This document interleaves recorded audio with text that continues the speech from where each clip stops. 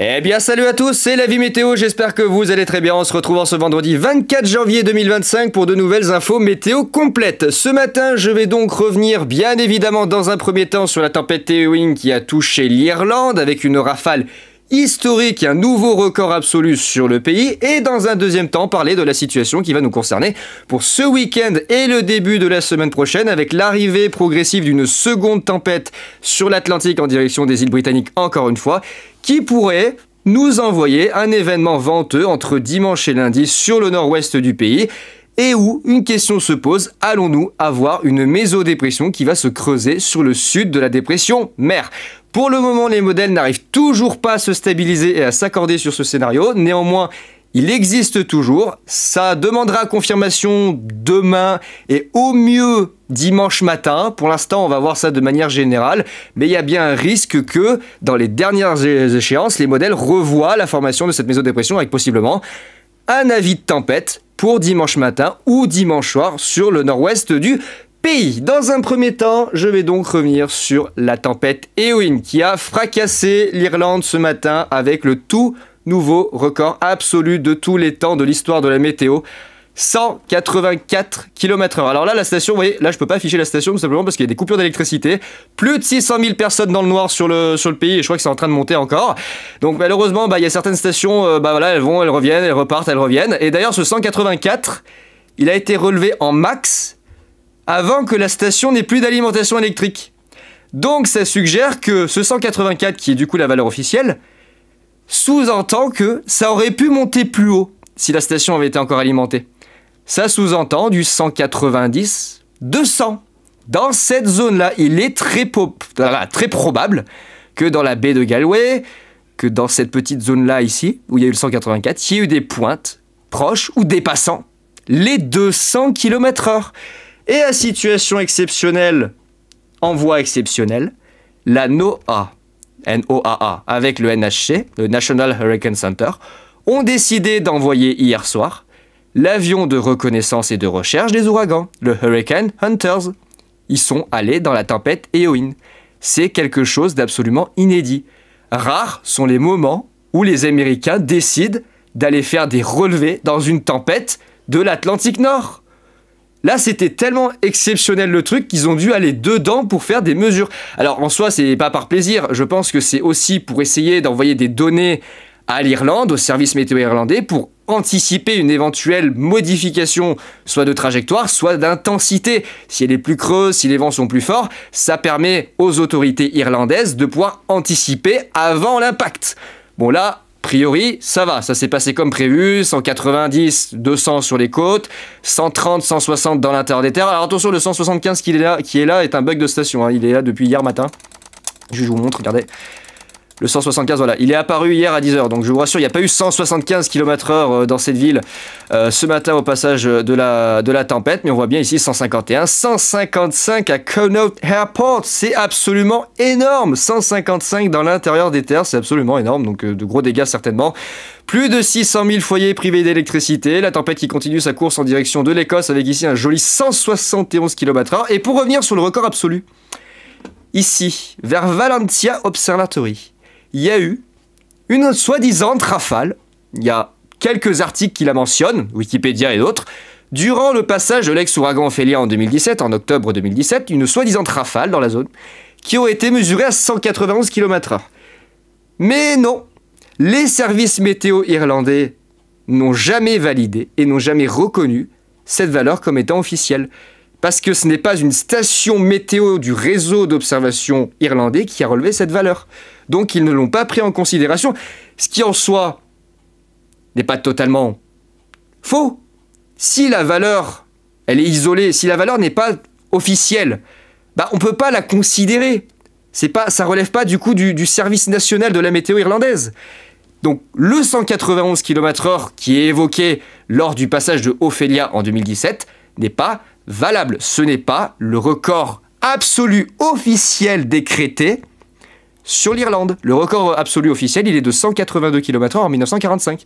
Et donc, il vient d'être dépassé en ce 24 janvier 2025 par la tempête Eowyn, suggérant que ce record a même été pulvérisé avec des pointes au moment du passage du Singjet quand tout le monde était dans le noir, entre 185 et 205 km/h. Je pense que très certainement ça a été atteint les 190 voire les 200. Moi j'ai une intuition qui me dit, vu que la station a rendu l'âme, elle n'a pas rendu l'âme, elle fonctionne toujours, mais vu que le courant a rendu l'âme et que la station a cessé d'émettre des données au 184, ça veut dire que derrière il y a certainement eu 186, 188, peut-être 190, peut-être 200. C'est tout à fait possible qu'il y ait eu du 200 km/h dans la zone. Mais bon, le maillage des stations météo irlandais étant malheureusement un petit peu faible, c'est dommage pour un pays qui pourtant subit des aléas climatiques quand même assez violents, hein, comme des tempêtes voilà, telles que l'on a actuellement. Je trouve ça dommage de ne pas avoir de plus de stations que ça. Il y en a d'ailleurs plus, j'ai l'impression, dans le nord du pays que dans le sud. Donc voilà, la petite super tempête Éowyn. Et oui, qu'est-ce que j'aime ce terme, super tempête. Je sais que certains, ça fait grincer des dents, mais honnêtement, j'en ai rien à carrer. Je sais très bien que ce terme n'existe pas, mais je m'en fous. Vous savez très bien pourquoi j'appelle ça super tempête et je continuerai à appeler ce genre de phénomène qui dépasse un petit peu les normes habituelles super tempête, que ça vous plaise ou non. Voilà. Donc elle continue sa petite route en direction de l'Écosse, voilà, et puis bah sème un peu le chaos sur les îles britanniques, hein, on va pas se cacher. C'est quand même relativement violent. Voilà, là on a un petit 170, 151, 133, voilà, la station elle a rendu l'âme, la station elle a cessé de fonctionner, la pauvre. Forcément il n'y a plus d'électricité, 136, 103, 105, voilà, après ça c'est des rafales plus classiques, hein, 104, 129, quand même 129 dans l'intérieur des terres. 108, 100, 139, 118, 137, il y a eu du 150 je crois du côté des îles britanniques là, regardez, voilà, 150, 141... Capel Curing, il y a eu 141. Là, du côté de Aberdaron, oh là là, c'est terrible. 104, 123, 121, 139 à Lake Virinoy. Je ne sais même pas le prononcer, il y a trop de Y, trop de W. Oh là là. Bon, c'est des valeurs classiques après pour le reste du Royaume-Uni, hein, franchement, et l'Écosse, il n'y a rien de voilà, du 130, 140, ils vont s'en remettre. Hein. Ils vont s'en remettre, contrairement à l'Irlande, où là, par contre, le 184, je pense que il va leur rester un peu en travers. Sachant que, je regardais sur les réseaux sociaux, les Irlandais avaient pas vraiment l'air de prendre conscience de ce qui était en train d'arriver. Il y en a, vraiment, je sais pas, ils étaient dans la lune, ils prenaient pas conscience de ce qui allait se passer. C'est dommage, malheureusement, c'est la même chose en France, hein, c'est partout pareil d'ailleurs, hein, c'est partout pareil. Mais c'est dommage qu'il y en ait qui trouvent encore le moyen à redire et à dire que c'est quelque chose de classique. Et bah non, c'est pas quelque chose de classique, on vient d'établir le nouveau record de l'histoire de la météo en Irlande. Bah, on est en 2025 quoi. Commence bien l'année. Ouais, elle commence bien l'année. Voilà. Alors, un petit peu plus près de nous, on va se rediriger en direction de la France pour parler de la situation de ce week-end et notamment entre dimanche et lundi, avec donc une seconde tempête qui va se former sur l'Atlantique, qui a déjà entamé sa formation sur la côte est des États-Unis, qui va traverser, regardez, on va la voir ici tout à gauche, qui va traverser tout l'Atlantique dans les prochaines 24 à 48 heures, se creuser jusqu'à 950 hectopascales. Mais celle-ci ne va pas filer à toute vitesse en direction des îles britanniques, elle va ralentir durant le week-end, s'étaler, prendre de la place, donc on va avoir ici toute l'influence du système dépressionnaire qui va se faire sur une large partie de l'Atlantique, et là, entre le dimanche et le lundi, interrogation se pose sur le sud de la dépression mer. Va-t-il y avoir ou pas une mésodépression? Grande question qui se pose. Certains modèles la voient, d'autres la voient pas. Certains la font revenir, d'autres la font repartir. Donc on ne sait toujours pas à cette échéance-là, et c'est quand même dommage, savoir la position et la possibilité d'avoir cette mésodépression qui, d'après certains scénarios, soit arrive par la même trajectoire que les deux précédentes et vient se greffer sous la dépression mer par le nord des Açores, le nord-ouest de l'Espagne et vient directement transiter ici entre le golfe de Gascogne, éventuellement plus au nord en direction des Pays de la Loire et jusqu'au nord-est, soit elle apparaît au dernier moment sur le nord-ouest de l'Espagne et vient se former dans le golfe de Gascogne, notamment ici, entre le sud de la Bretagne et le nord de la Nouvelle-Aquitaine, entre Morbihan, Loire-Atlantique, Vendée, éventuellement le nord des Charentes.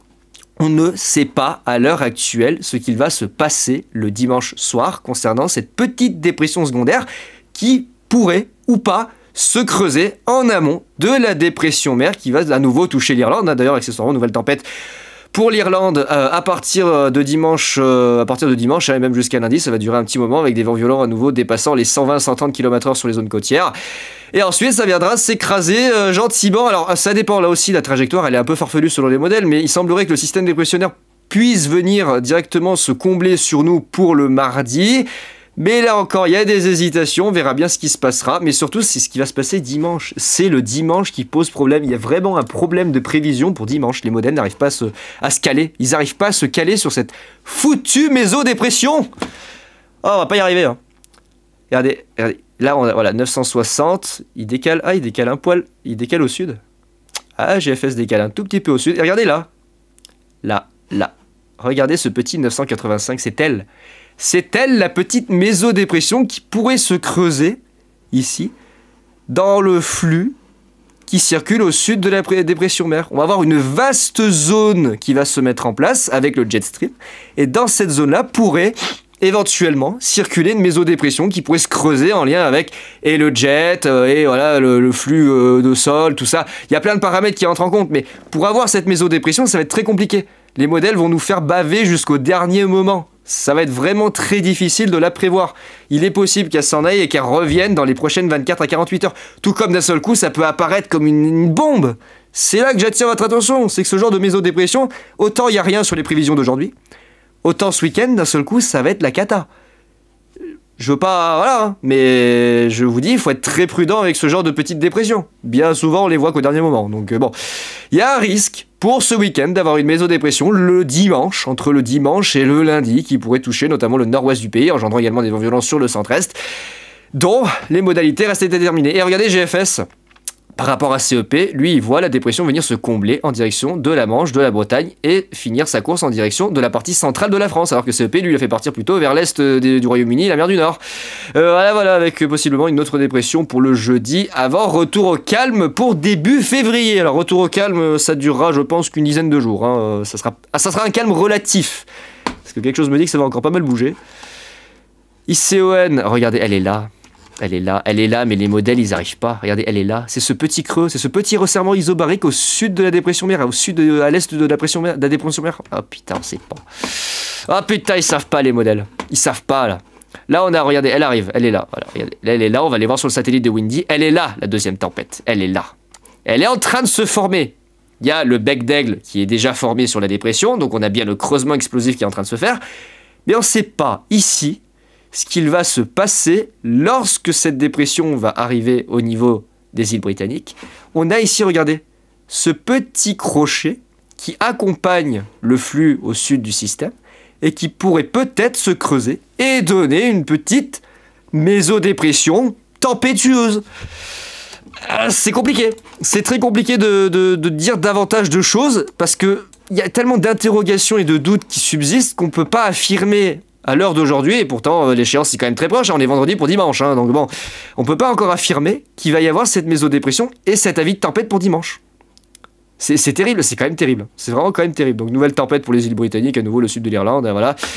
Et un flux bien dominant à l'ouest. Voilà, avec la prochaine qui arrivera pour le milieu et la fin de semaine. Voilà. Oh là là, ça va être compliqué. Ça va être tendu. Ça va être très tendu, moi je vous le dis. Est-ce que lui il la voit ? Et il la voit plus au sud. Alors lui, il la voit plus au sud. On a une espèce de petit resserrement là. Voilà, on a un petit, regardez, petite vaguelette ici, qui circule plutôt vers le golfe de Gascogne et le centre-est. Ça serait une tempête de sud, en l'occurrence. Ah, mon cher vent de sud, comme tu m'avais manqué. Après la tempête Florian et les 146 km/h à Villard-de-Lans. Je regrette de ne pas y être allé d'ailleurs, de ne pas être allé jusqu'à Villard-de-Lans. Ça aurait été génial. Je pense que je vais peut-être y retourner d'ailleurs, vu ce qui est annoncé pour dimanche-lundi, là, on verra bien. Déjà demain il y a du vent de sud, avec un front orageux dans la vallée du Rhône. Est-ce que GM il la voit? Elle est là, 980, elle est là, regardez. Elle est là. Ils n'arrivent pas à la voir à la même position, ils n'arrivent pas à la voir au même timing. Oh, c'est n'importe quoi. Ah, les modèles ils sont largués, mais c'est normal, les mésodépressions c'est toujours comme ça. Ça a toujours été les mésodépressions, c'est toujours compliqué à prévoir. Il la voit mais dans une moindre mesure. Lui, il suit le scénario de GFS. Oh purée, c'est quoi ce délire? Les modèles, mettez-vous d'accord là. Oh là là, lui il la voit.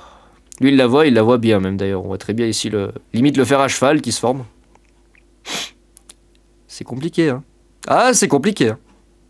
Regardez, la suite correspond même pas au reste des modèles. Oh là là là là. Est-ce qu'il la voit la maison? Oula.